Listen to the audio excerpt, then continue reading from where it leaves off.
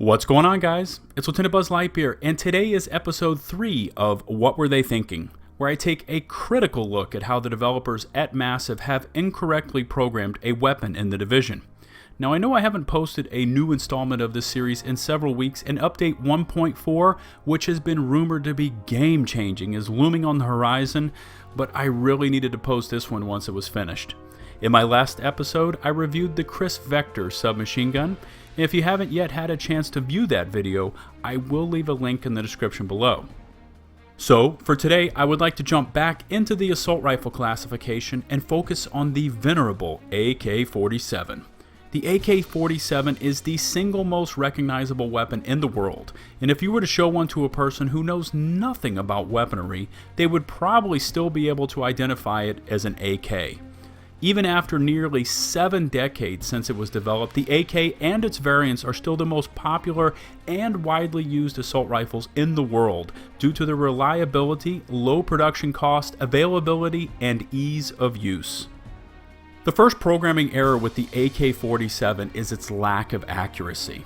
The devs did get the rate of fire correct at 600 rounds per minute, and I make this point as it is the slow rate of fire that helps this weapon settle between shots when firing full auto.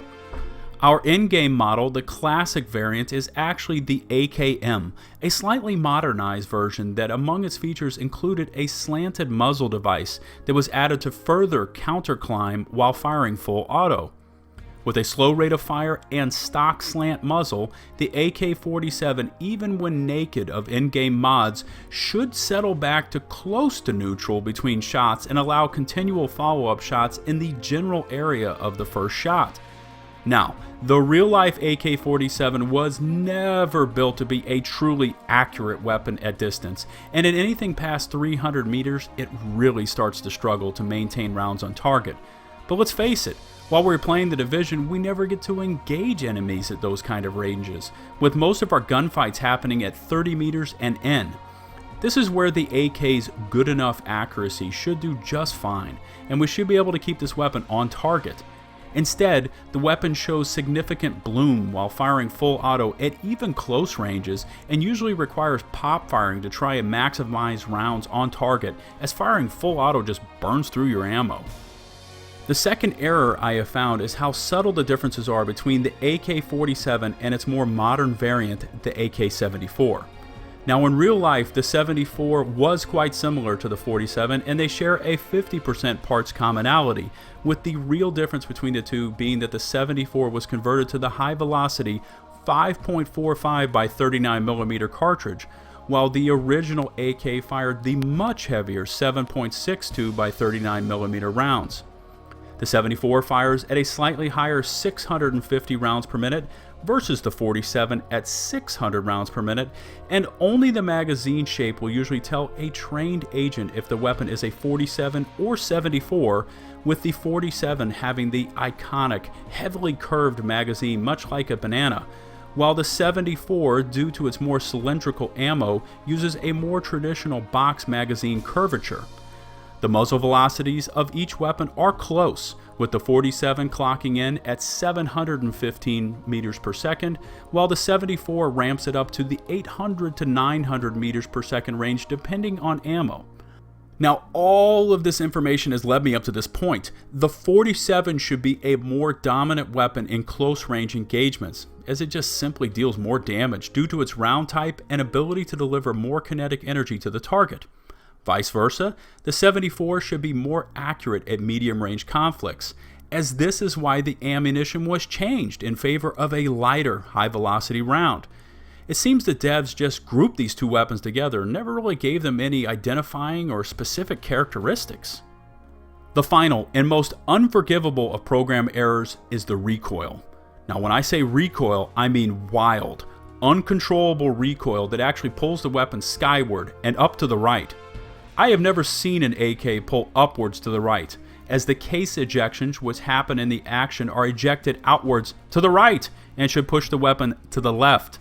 The fact that somebody at Massive decided to not only make this a recoil machine, but to have the iconic AK-47 pull heavily up to the right shows me that either A, nobody at Massive has ever seen or fired an AK-47 or firearms in general, or B, nobody at Massive did any R&D when it came time to design and program the weapons.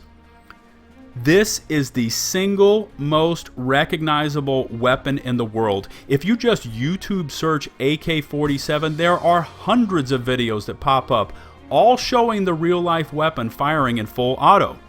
Do any of these videos show the weapon pulling upwards and hard to the right?